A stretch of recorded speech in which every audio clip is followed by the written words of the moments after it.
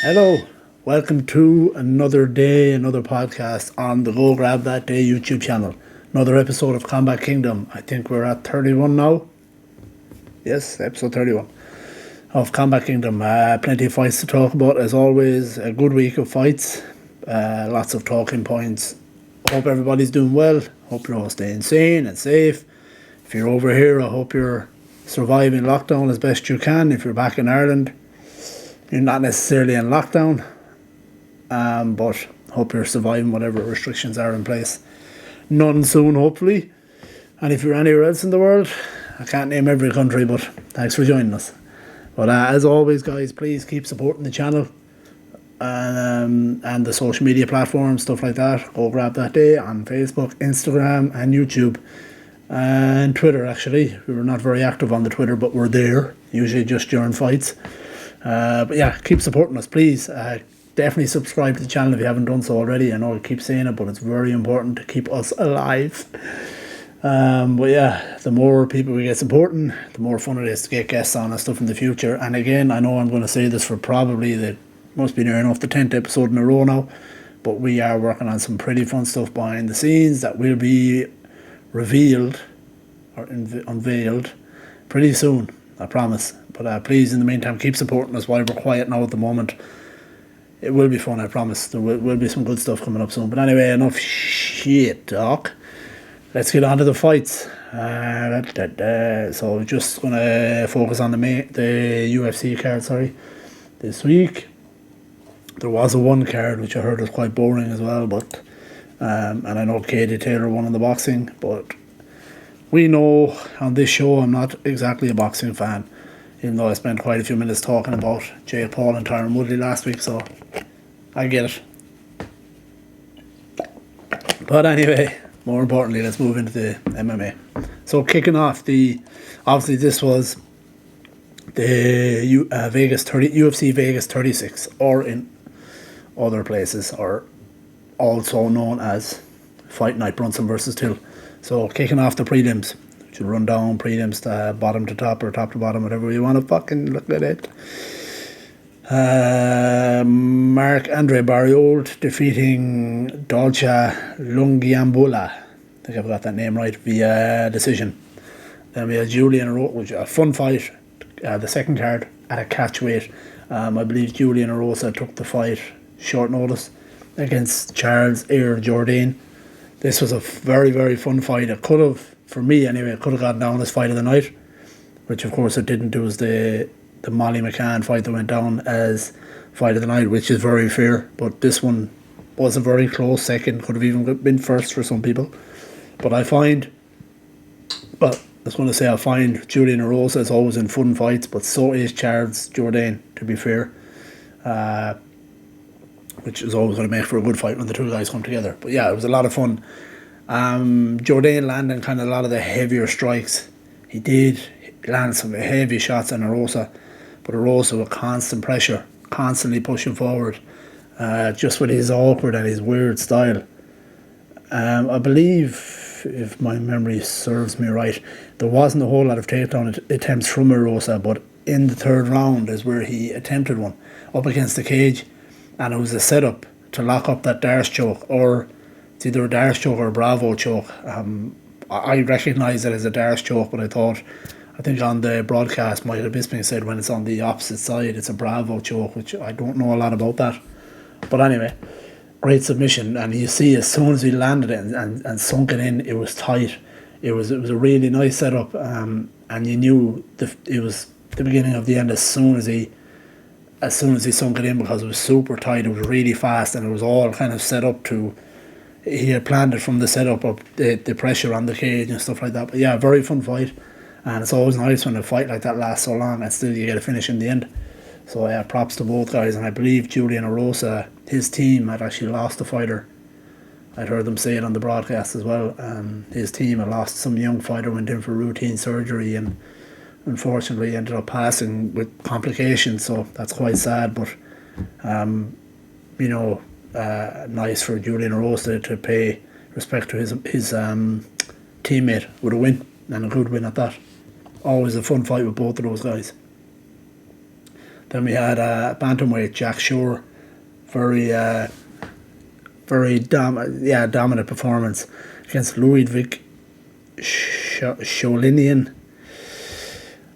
Jack Shore is becoming one of those guys that people are starting to pay attention to. Very kind of somewhat well-rounded, but this fight seemed quite easy for him, to be honest. So it'll be interesting to see who they give him next. And then closing out the prelims. Yeah, we had some fights that fell off the card. I can't remember which fights fell off the card, but I know it was a shorter event than it was supposed to be. But nevertheless, Molly McCann versus Ji Young Kim. Very fun fight. Very fun fight. Molly McCann is another one of these big personalities out of Liverpool, which seems to be gaining a lot of attention. We're getting a lot of fighters, obviously, with the debut of Paddy the Baddy on this card as well. As always, Darren Till. And now Molly McCann as well. I think that's all the Scouse fighters that I can think of at the moment. But yeah, you have those three. I believe Paddy Pimblett and Molly McCann are from the same camp, with Darren Till is with a different one, I think. Not 100% on that. But anyway, to the fight. Yeah, this fight was a lot of fun. Young Kim, her boxing was very nice. She had a lot of much better movement than Molly McCann, but Molly McCann had your basically zombie fucking walk in, taking shots but landing bombs at the same time. One thing I had noticed a little bit with Molly McCann is she likes to dip to the side a lot. Sometimes she comes in throwing and leans. Could be a problem for her in the future, but Young Kim didn't really pick up on it. But saying that could be a problem, it's fucking quite hard to land or to actually land a clean shot that's going to hurt Molly McCann. Even when you do land clean, which Young Kim had done a couple of times, didn't really faze her, except of course towards the end of the first round there was a clash of heads which dropped Molly McCann. Obviously it didn't go, or it did go to the scorecard, but I'm pretty sure that Herb Dean, who was watching the monitors outside the cage, and who was the referee inside, Jason Herzog, I think they both discussed that it went down as a clash of heads and not an actual knockdown for Young Kim. So that's good. But I would still, the first round was still pretty close either way. And I think Molly McCann took the second and the third. But it was a fun fight. This one got, let me check the awards. I believe it did get Fight of the Night, yeah. Fight of the Night, so both ladies getting the 50k bonus, which is brilliant. There is a video, actually, I just remember that now. There is a video on YouTube or somewhere on Instagram, wherever, of Molly McCann getting the call, and you see the emotions. There's also, I may as well announce that now, Tom Aspinall getting Performance of the Night, who we'll talk about later. Paddy Pimblett getting Performance of the Night, we'll talk about later. And then Molly McCann and Ji Young Kim getting Fight of the Night. So that's brilliant. I don't want to say it's kind of heartbreaking, but it's great. But it's kind of tough to see when you see some of these fighters. Obviously Molly McCann and Tom Aspinall are quite new to the sport. But you see Tom Aspinall, when he gets the call as well, getting emotional. You know, and he says, I didn't actually watch the post-fight press conference, which I normally do. I didn't this time round. But I saw the clip where Tom Aspinall is explaining, you know, how he has 3 kids, wife, they're trying to buy a house and all that. Again, I'm not going to get into a big discussion about UFC pay. But man, I'd like to see them starting to earn a little more. When you see how massive, like how much these bonuses mean to them. Now, even if the fighter pay is much better, of course, a bonus is always a good thing. An extra 50k is always brilliant, of course. But, you know, I'm just saying. But nevertheless, it was nice. On one side, it was nice to see the reactions of both of them. And yeah, Molly McCann getting her extra 50 and Ji Young Kim as well. But yeah, they had earned that. My only, not even an argument with it, but I could see some people saying maybe the Erosa and Jourdain fight was as good. To be honest, the Molly McCann fight was more fun. It really was. There's the end of the fight, like at the third round, it was madness. It was like the last 15-20 seconds.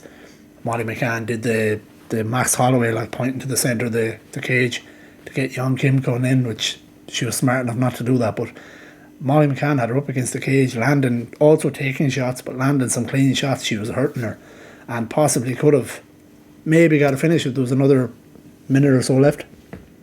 But like even before the fight finished, she's screaming at her standing in front of her. She's a lot of fun, and she's a beast. took some heavy shots in that, but never really looked like, as I said, other than the clash of heads, never really looked hurt. Never looked. She looked beat up, like as in marked up, but she was never out of the fight. Constant heavy pressure, constant big hooks. Like I said, a couple of little things where she dips her head, kind of, which is risky, but at the same time, Young Kim had a massive reach advantage as well, so she had to kind of do the Mike Tyson dipping to get in there, but it's just a little. It's predictable sometimes because she likes the big dip when she's thrown, and sometimes dip when she's coming out. So, yeah, worth looking at. But again, you could have a baseball bat and hit her, and she's probably still going to be there pressuring you. So, great fight. And again, praise to Yeon Kim as well, whose boxing looked very nice. She's also, her movement and some of her nice, real relaxed boxing. But that was a fun fight. Another, I was listening to, was it the Weighing In podcast with Josh Thompson and Big John McCarthy, and Josh Thompson was talking about the card last week, the Barbosa and Chikadze card, and he was saying how sometimes these smaller cards can be even better than, say, the big actual events, because a lot of these fighters aren't being outshone. Of course, the main event is always going to slightly outshine everyone else, but when it's not a huge card, your superstars, let's say, your Adesanyas, your Francis Ngannou's, your whoever, Conor McGregor, Dustin Poirier, whoever you want to talk about, when the card is not being completely overshone by those fighters, you have a card like this, it gives a big opportunity for some of these guys to kind of announce themselves. And that's what Josh Thompson was saying. It was very true. Because you do see sometimes with these cards that people might ignore, you get great fights. And this last week was an example of that, and also this week, because there was some really fun fights, from top to bottom. It was really good. That McCann fight was so much fun.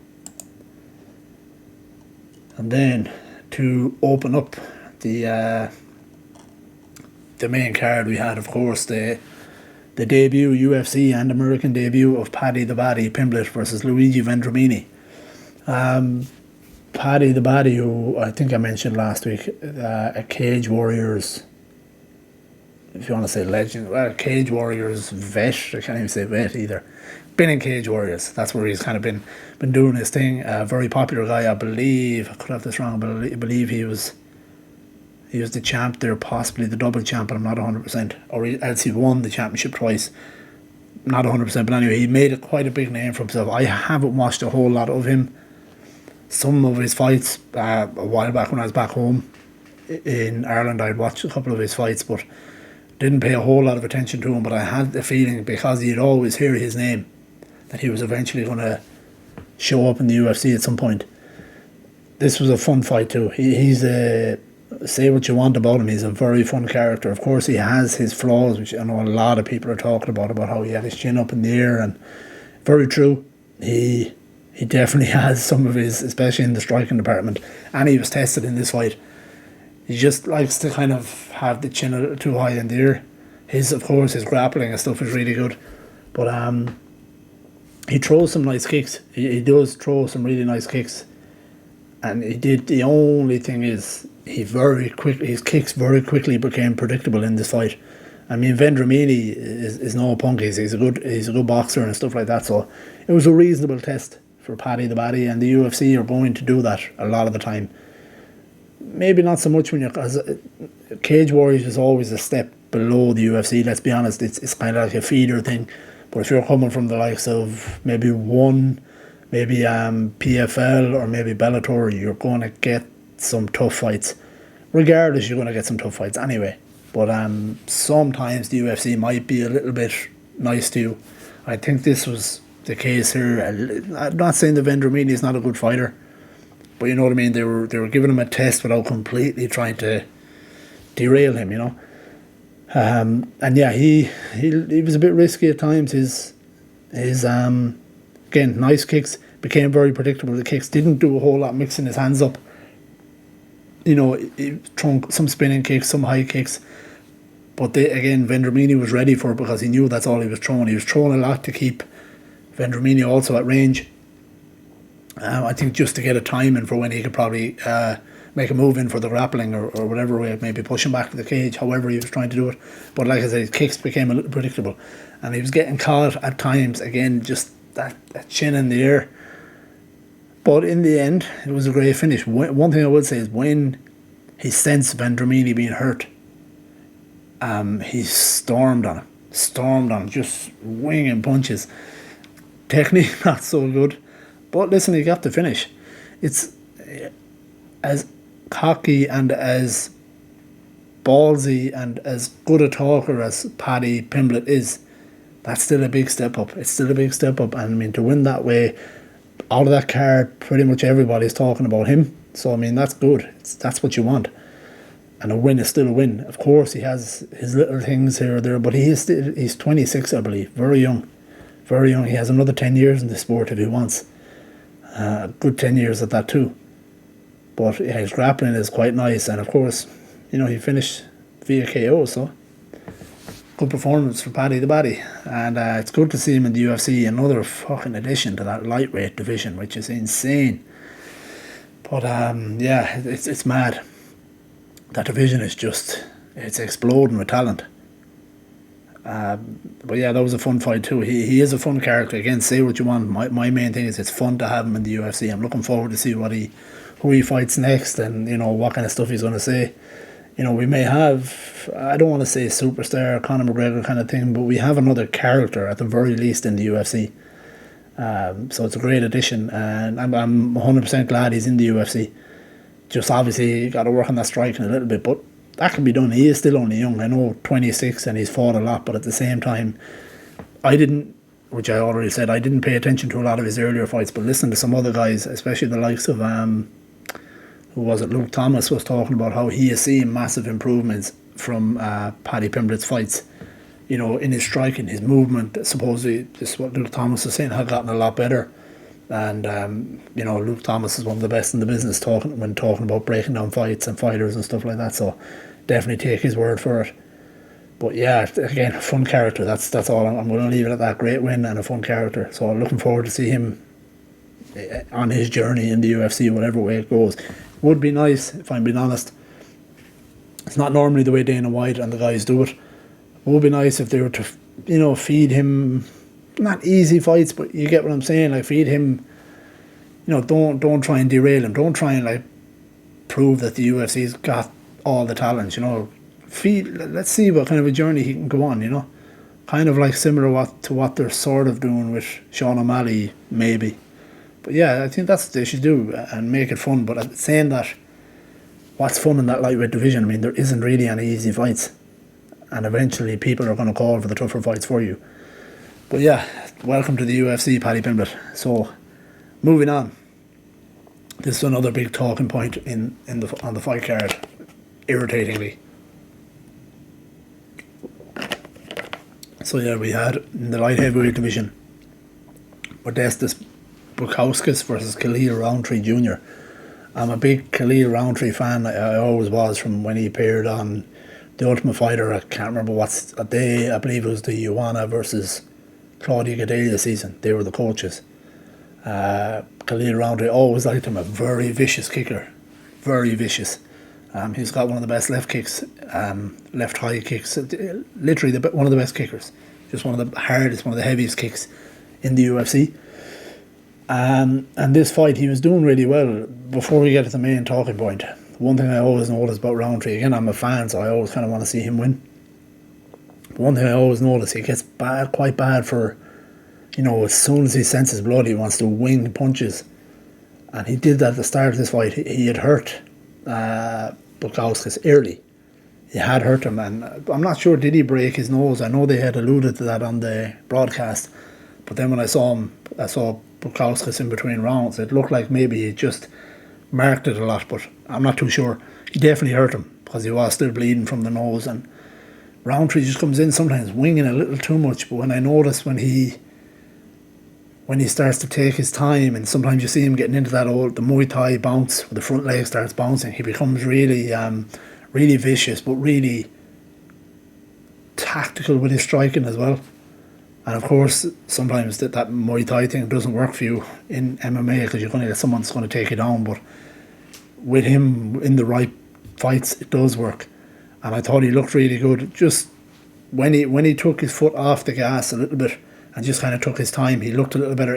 Of course, it let Bukauskas back into the fight a little bit, but it also the other, like, chasing after him, winging punches wasn't working for Roundtree. He was maybe catching him, but yeah, he was just burning a lot of unnecessary energy. Whereas then when he took his time, he still was the better striker.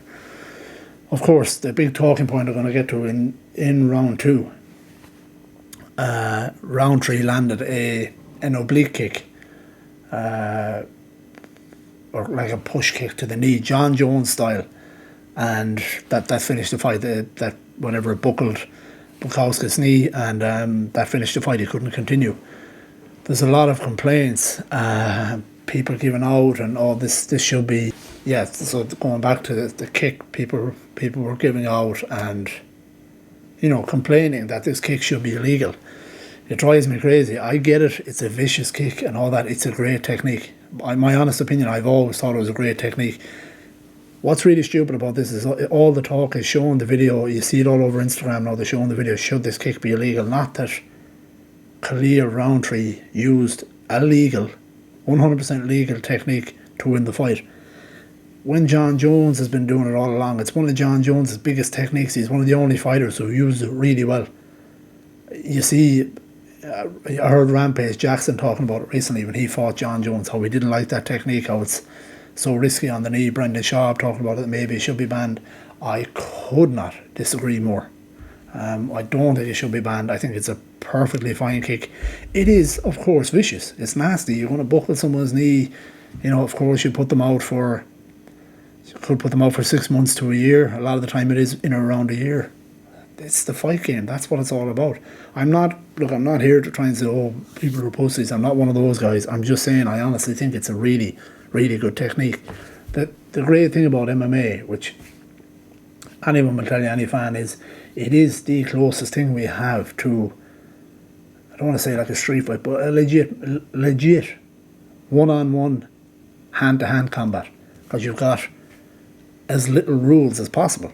And that is the idea, is to see who can go in there with all the tools, as many tools as possible, and win a fight. That is why MMA is so great. That's what's so great about it.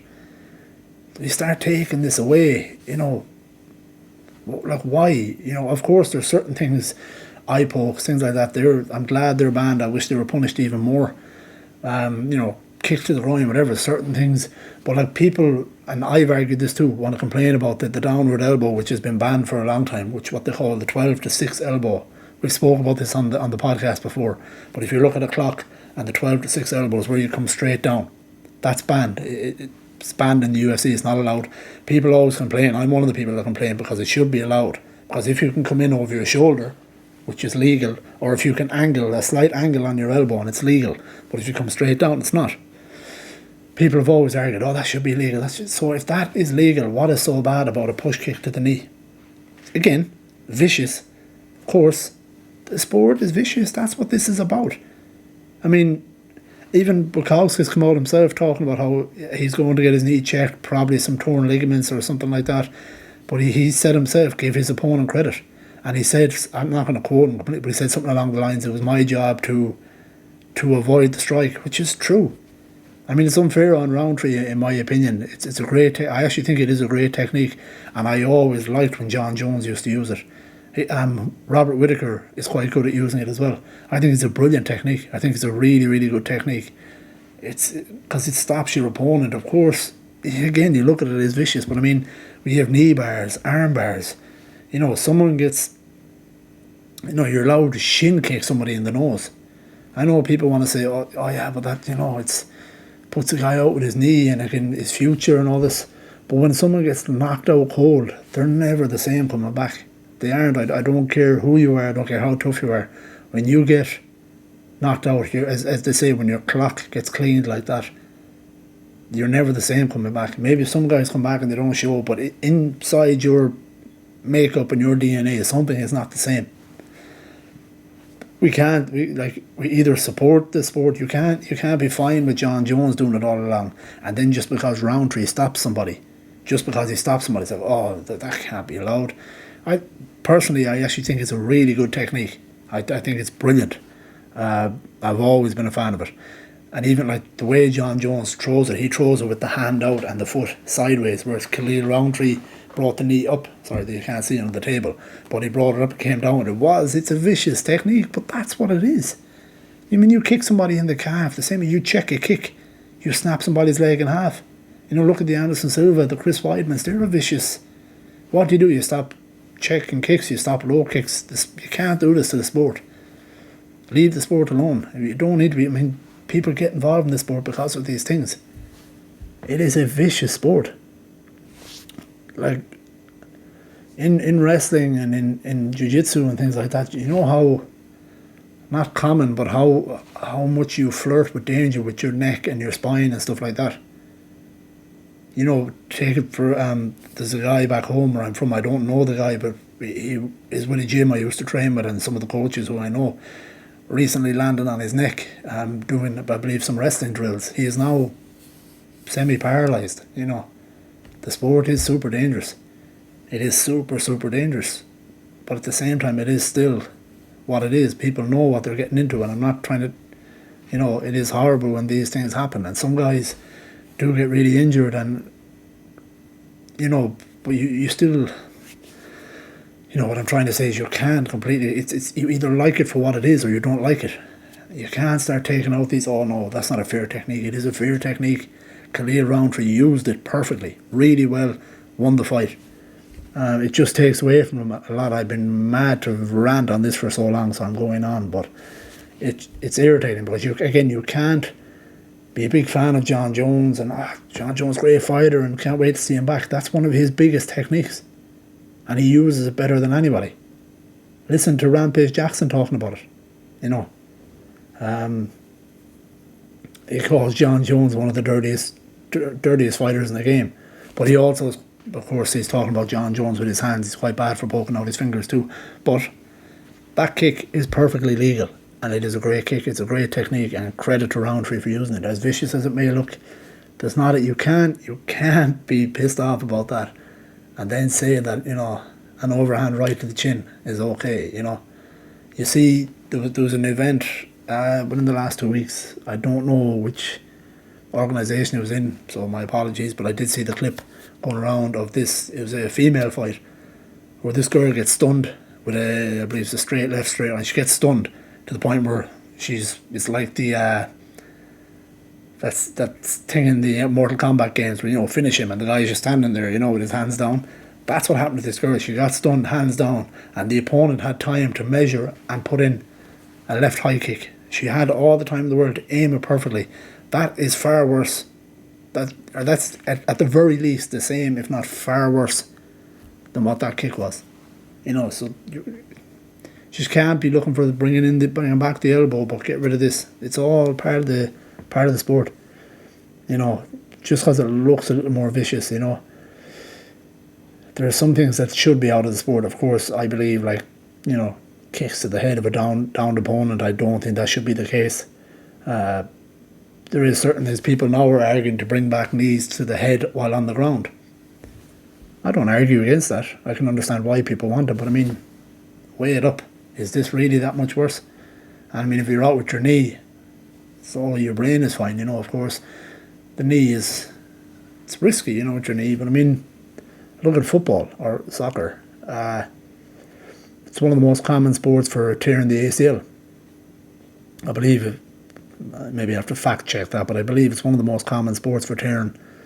You know, it's all part and parcel of the sport. You can't keep taking things out of these sports and messing with it. Leave it as it is. It's fine. Again, I can't praise that technique that Khalil used high enough. I thought it was brilliant.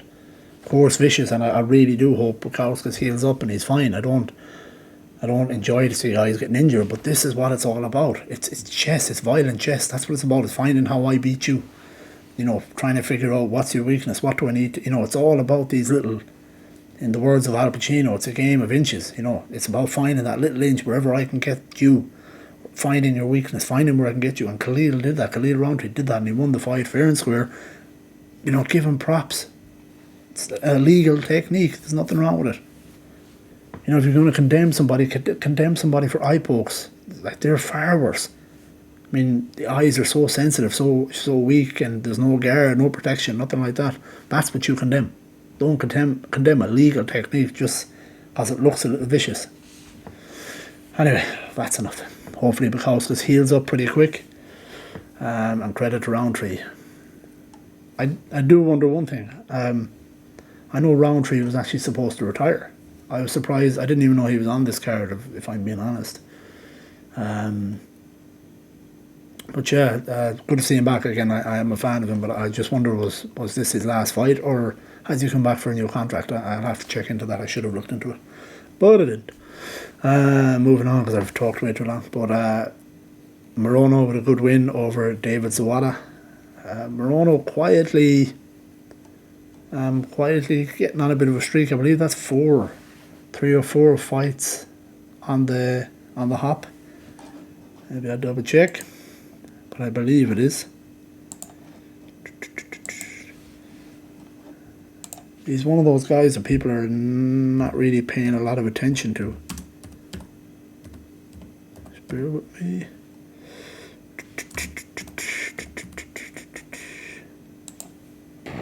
Excuse me. Yeah, so he's 27-0 with 1 no contest. Let's see his last few fights. Oh no, sorry, I am wrong. He's a very, yeah. So in his last 3, he's 1-2, lost 1. So in his last few fights, so we'll go. Won his last 2, including this weekend. Then lost to Anthony Pettis. 1, beating Reese McKee. Then lost to Chaos Williams. Then won, lost. Yeah, so it's a little hit or miss, but got some good wins in there. He's fought some big names. But yeah, sorry, I thought his streak was a little bigger than that. It's not going to shit the fuck up. But good win, nonetheless, against David Zawada. Then we had Tom Aspinall versus Sergey Spivak. Good win for Tom Aspinall, another UK guy. Slowly making a name for himself as well. Got some good wins on the trot for the last while. He is also beaten, let's see what his record is. I have to laugh. I can't remember where I heard it. I don't know, was it on the broadcast or was it a podcast I was listening to, but somebody had referred to him as oh my god, they were saying he's the son of, no, I can't think of the guy they were talking about. My god, bear with me. Frank Mir, yeah. They had said that he was Frank Mir's long lost son, and he actually is very fucking like him, which is quite funny. Without the accent, you might think he was. But I fucked it up because I couldn't remember who they were talking about. But just checking Tom Aspinall's record.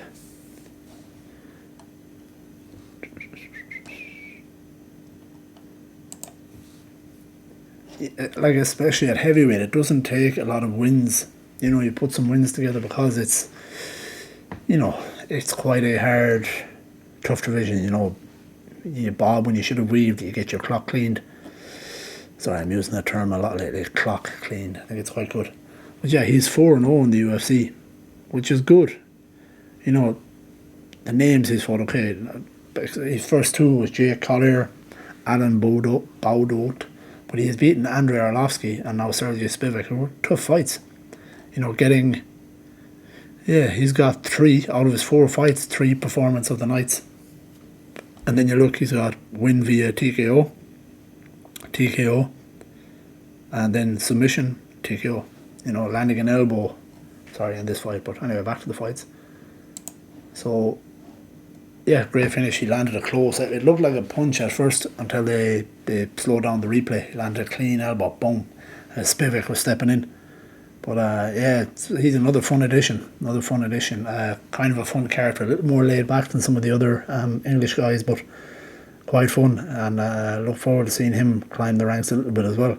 It's not going to take much more for him. I don't want to say title shot, but I mean, in the heavyweight division, especially on a 4-fight win streak, it's not going to take much more for you to get a big name, if not the name, you know. And of course, there's a little bit of fuckery going on in that division with the whole John Jones thing and what's happening with Ngannou and all that, but he's not far away, you know. Just got to win one or two more, and then you're looking at the big boys. He's going to get someone big now anyway, regardless. Going to get a reasonably big name next, because there's a little bit of hype behind him, and when you want, like I said, when you want a bit of a streak in the heavyweight division, it doesn't take long.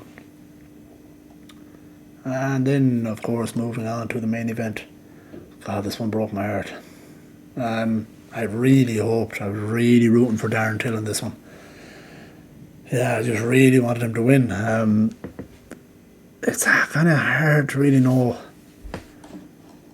It's not hard to know, but I mean, Darren Till has all the ability. It's all the ability there, and I don't know, sometimes it's just...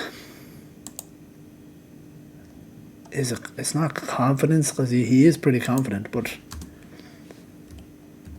obviously his wrestling had let him down in this fight. My brother had said, you know, maybe it's time to change camps.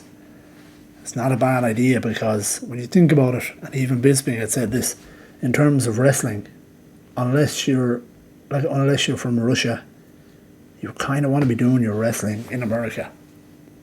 Or if not in America, you want to be flying somebody out, you know, someone within who has that kind of pedigree to do some wrestling with you. But you look at any of the camps in America that have good wrestling. You look at AKA. You look at you know, Michael Chandler and Usman. What's that camp they're fighting out of? Henry Hoof's camp. Sorry, I can't think of the name of it, but that's the camp. You know, you got some good guys wrestling with you. You know, a lot of them like from teams that got into the Olympics or attempted, you know, Olympic caliber wrestlers. Really good guys who have won titles and stuff like that. If you're not testing yourself with some of those guys, you're just going to be a step behind. And unfortunately, Darren Till, I don't want to say he didn't look terrible in this fight, but he really accepted being put on his back. He accepted staying on his back when he got taken down. He was very calm, and I think a lot of it was just trying to gauge the distance to keep Brunson back.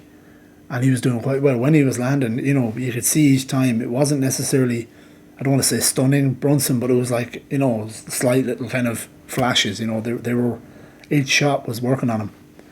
It's just when Brunson then got the takedown, yeah, Till had no answer for it. He you know, he kind of accepted being on his back. He was happy enough to get the gable grip and hold Brunson on top, waiting for either Herb Dean to stand up or letting the round time out. Which is not going to cut it, you know. It's not going to cut it. You need to be trying to get to a hip. You need to be trying to get your full guard, whatever it is, something like that, because fights are just going to pass you by that way. And Darren Till, again, has all that ability.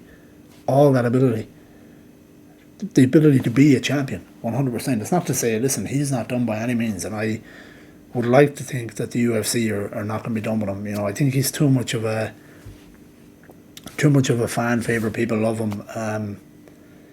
You know, I think he's going to be given a bit of time, but this is definitely that crossroads right now. I don't think there's any more room. I think he's at a crossroads right now where he's got to decide, do something different. Something different's got to happen. Now, of course, this fight he's been out a while with. I'd like to think that the UFC are going to stick with him.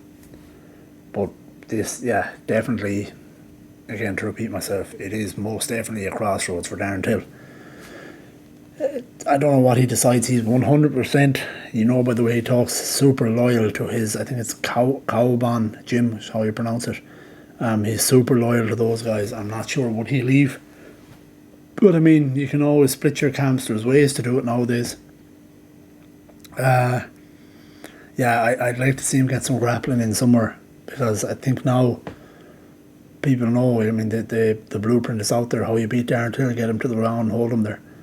You know, I know he's fought against some other really good fighters who, if you want to say, weren't able to get him down, but a lot of these guys, you know, like if you look at the Robert Whittaker fight, he was really good in that fight. It was a really good chess match to watch. Of course, he lost it, but you see how good he is. I mean, Robert Whittaker is the top of that division, you know.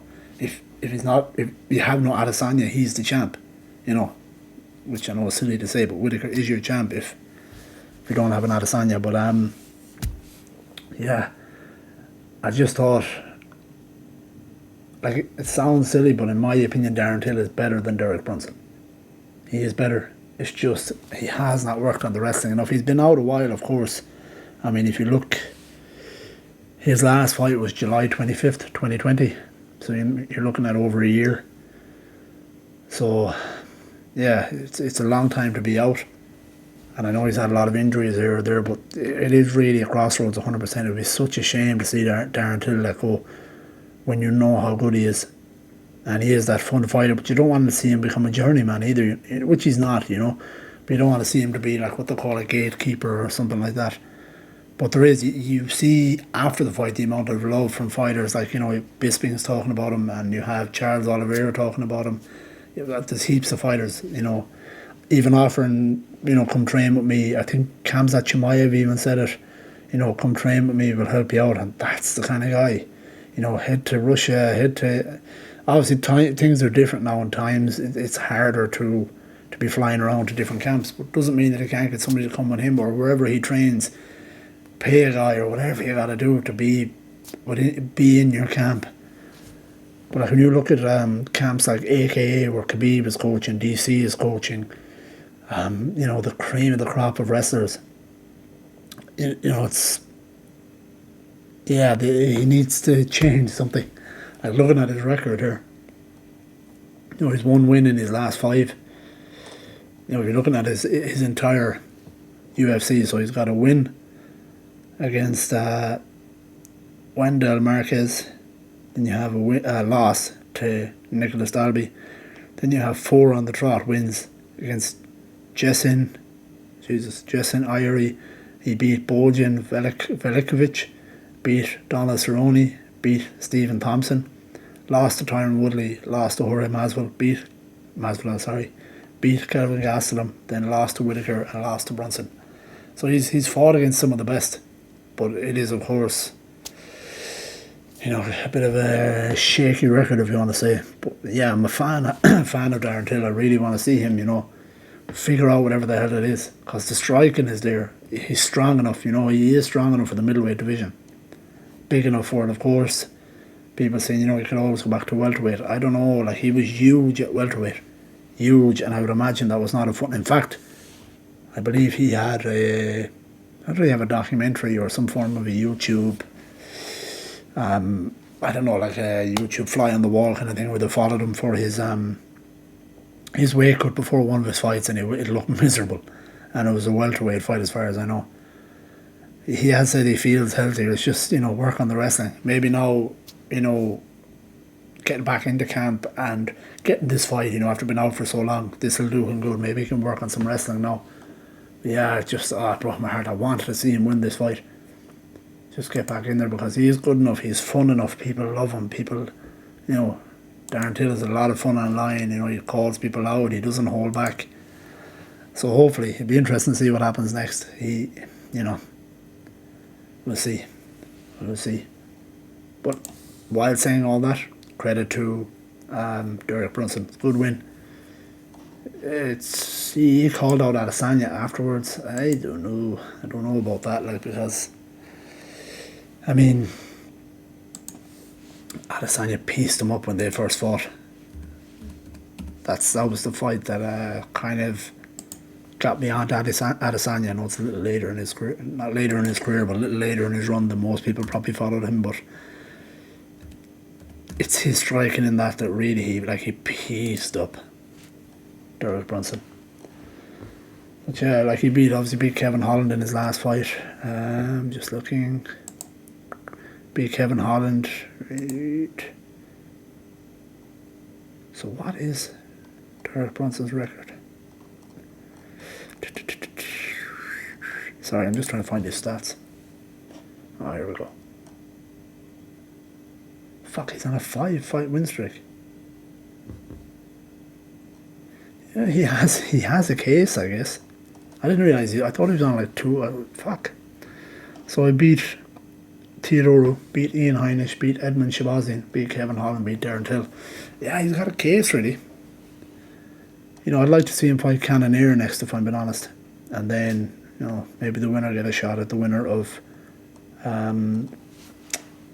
Whitaker and Adesanya.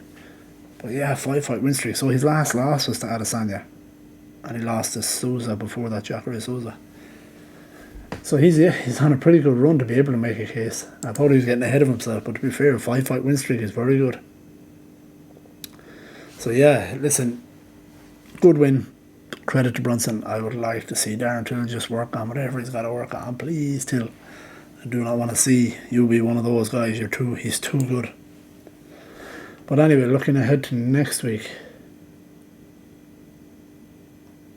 I don't know what's going on with the UFC site here, but it's only 5 fights. 4 fights in total. How the fuck is that? That's very strange. But anyway, looking ahead to next week is Fight Night. Anthony Smith versus Ryan Spann, which is a lot of fun. That is a good fight for both guys. Interesting to see. I don't know who the winner being. That's a tough fight for... Yeah, Ryan Spann is good. I don't know about Anthony Smith in that one. But yeah, I don't know what's going on here. But for some reason there is 4 fights on the preliminaries and just the main event on the main card. So get your fucking act together, UFC. All the money you have. 2 things. The UFC's website sucks and fucking Fight Pass sucks. All the money they have, fix that shit. Please. Or give me some money, I need it. But anyway, so we may as well talk about, so on the prelims, or 3-fight card is Gustavo Lopez versus Haley Alateng. Don't know that guy, unfortunately, in bantamweight. And then we have Dakota Bush versus Zhu Rong at lightweight. Then we have Nathan Manis versus Tony Gravely. And that's your prelims. And then on the main card we have 1 fight. So I don't know what's going on there. But maybe it'll be up later. We're going to talk about it next week. Yeah. So that is all of our fights. Ooh, then the week after we got the big card. Can I talk about that now? No, I can't. What date is that? Fuck, 26th of September. That is a fun card. May as well talk about it since there's no other fights. But the big UFC 266. I'll run through the card just for the fun of it. So the early prelims, you have Matthew Semmelsberger versus Martin Sano. Martin Sano is no picture, bastards. Then you got Karl Robertson versus Nick Maximov. Then you have Manon Fiorot versus Mayra Bueno Silva. And then in the prelim card, yeah, we got Shamil